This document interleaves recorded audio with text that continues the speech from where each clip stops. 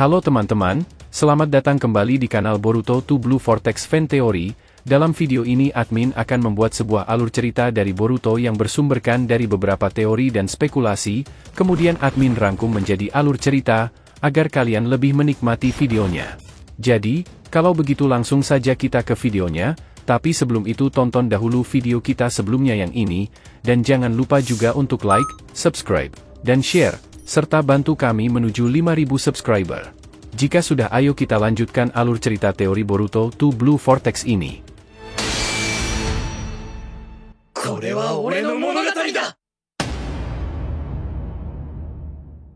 Peringatan, ini adalah hanya fan teori, dan jadikan sebagai video hiburan di waktu senggang.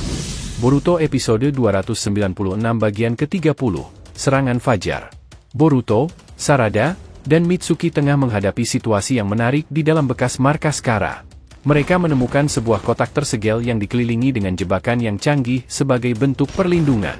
Semua itu menambah kompleksitas misi mereka. Namun, ketenangan mereka terganggu saat Boruto menerima panggilan dari kodok pengintainya yang berada di luar sekitar wilayah Konoha. Sang kodok memberitahu Boruto tentang kehadiran cakra yang aneh yang sedang menuju desa mereka.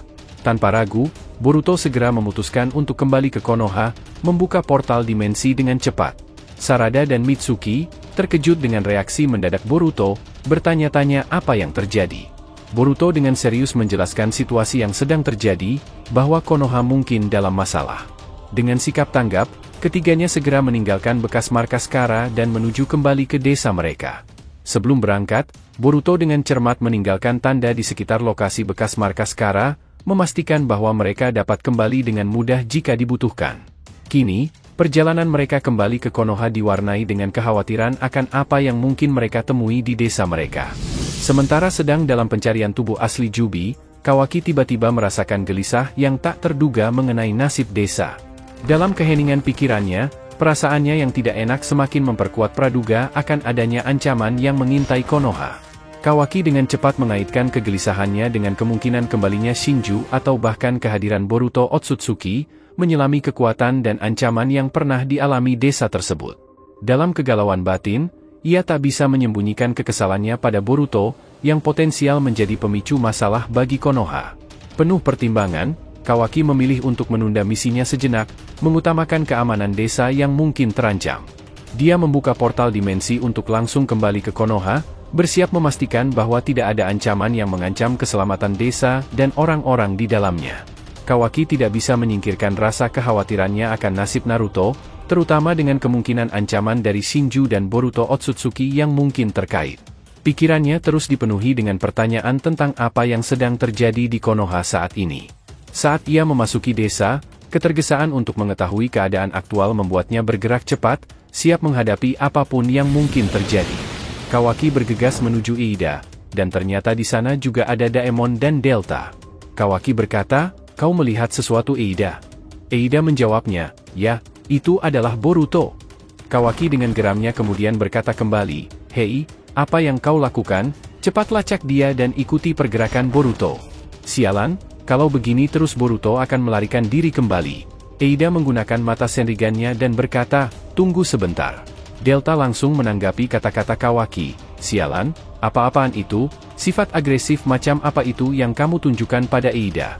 Kawaki membalasnya, "Kau marah Delta, marahlah dengan dirimu sendiri."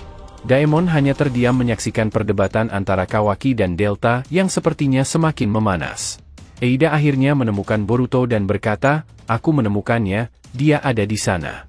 Dalam hutan, beberapa kilometer ke selatan dari gerbang besar.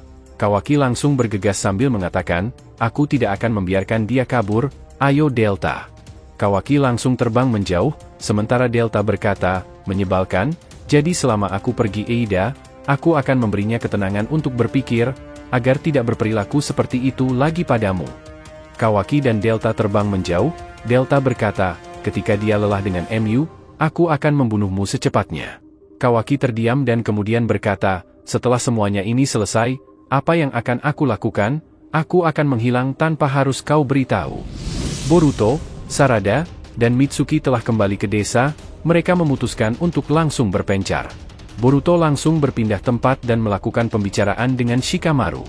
Shikamaru berkata, Boruto kau sudah kembali, apa yang terjadi?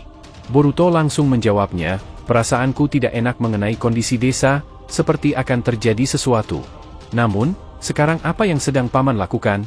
Shikamaru menjawabnya, Konoha sedang melakukan penelitian mengenai para shinobi Konoha yang terjerat pohon Shinju tersebut.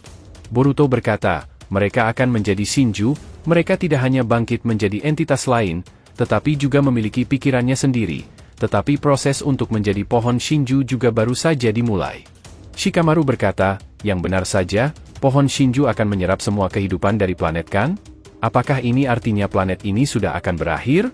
Boruto menjawabnya, belum, ini belum sejauh itu, tetapi, jika Kawaki atau aku dimakan oleh mereka, itu akan berubah menjadi pohon Shinju yang sempurna.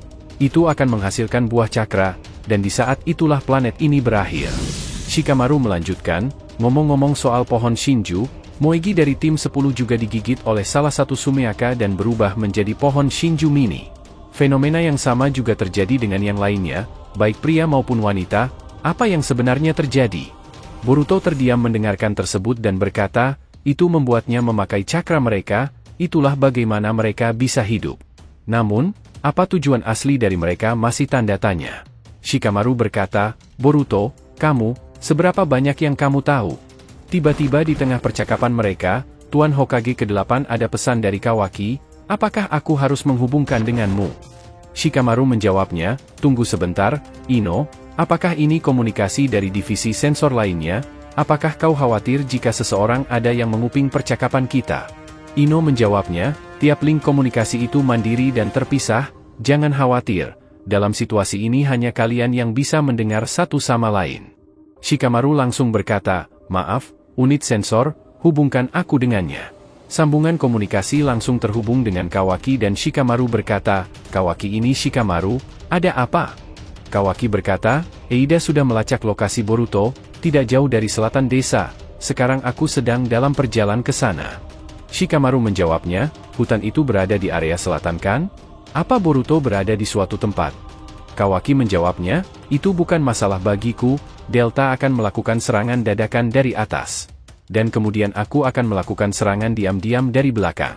Shikamaru berkata, tenang Kawaki, jangan bertindak gegabah sendiri, dia saat ini lebih kuat, tunggu untuk bantuan lainnya. Kawaki berkata, Shikamaru, aku tidak punya waktu untuk berbicara, ini hanya memberikan waktu untuk dia pergi. Adegan kembali berpindah ke tempat Eida, dan Eida tiba-tiba berkata, aku tak percaya kamu melakukan sesuatu seperti itu kepada Kawaki, itu cukup mengejutkan. Tiba-tiba Mitsuki keluar dari sisi bangunan dan berkata, apakah kamu marah? Eida menjawabnya, apa yang kau pikirkan? Aku disuruh untuk mencari sesuatu mengenaimu, tapi tujuan sebenarnya untuk mencari lokasi Boruto, aku mengetahui lokasinya, dia terbang pergi. Mitsuki berkata, mengenai Boruto, menjadi marah adalah sebuah hal yang membuang-buang waktu. Daemon menanggapinya, sebelumnya, apakah kamu seharusnya mengatakan itu? Mitsuki berkata, tidak juga, tapi itulah yang aku pikirkan sudah sejak lama. Mitsuki melanjutkan, Eida, sebelum aku bertemu denganmu, aku tidak tahu bagaimana rasanya jatuh cinta. Eida terdiam dan mengatakan, apakah kamu menggodaku? Itu membuang-buang waktuku. Mitsuki menanggapinya, aku tahu ini ada emosi palsu dari kemampuanmu, tetapi, jika bukan karena ini, aku mungkin tidak pernah merasakan emosi yang luar biasa seperti ini. Mitsuki melanjutkan, pertama, aku perlu untuk percaya diriku sendiri, jika aku tidak bisa mengkonfirmasi diriku sendiri, aku akan kehilangan pandangan sebelum aku mengetahui apa itu matahari bagiku, apa hal yang sangat penting bagiku. Eida berkata, Boruto membuatku terpikirkan sesuatu, itu bukan sesuatu yang baik. Mitsuki menjawabnya, ini mungkin sombong untuk mengatakan ini, tetapi, maaf aku tidak berpikiran untuk berbicara terlalu banyak. Eida menanggapinya, aku tidak yakin, tetapi... apa aku bisa mengetahui apa yang ada di pikiranmu saat ini? Mitsuki hanya terdiam mendengarkan jawaban dari Eida. Eida dengan muka yang kaget berkata, kita berdua jatuh cinta? Ini menjadi cukup emosional. Daemon sangat kaget dan berkata, hah? Mitsuki berkata, jadi, tidak masalah, aku kira itu hal yang baik. Eida kemudian berkata, aku merasa harus berbicara dengan baik dengan Boruto. Adegan tiba-tiba berpindah ke sisi luar Konoha, terlihat ada satu Sumeaka yang sedang berlari. Di dimensi Shinju, Jura berkata, secepatnya. Tiba-tiba ia bersandar di kubus hitam di belakangnya, dan kembali berkata, ini tentang waktu yang semakin berkurang, dan langsung berpindah ke tempat Sumeaka tersebut. Kedatangan Jura disusul oleh Hidari, dan mereka berdua sudah berada di depan gerbang Konoha. Di sisi lain, di kantor Hokage, Ino berkata, cerita Boruto, apakah kamu mempercayainya Shikamaru? Shikamaru berkata, aku tahu apa yang ingin kamu katakan, ini adalah misi rahasia penting seperti apa yang aku jelaskan sebelumnya, jangan bicarakan dengan siapapun. Ino dengan wajah terkejut berkata, aku mengerti, tetapi, tiba-tiba ada komunikasi masuk, Tuan Hokage ke-8, ada 2 penyusup, di dekat gerbang utama, verifikasi cakra, 1 negatif, dan satunya dikonfirmasi Sasuke Uchiha. Jura dan Hidari berjalan santai masuk ke desa Konoha, mengingatkan kita seperti Itachi dan Kisame yang juga dengan santainya masuk ke desa. Hidari berkata, di mana dimensi Naruto Uzumaki berada?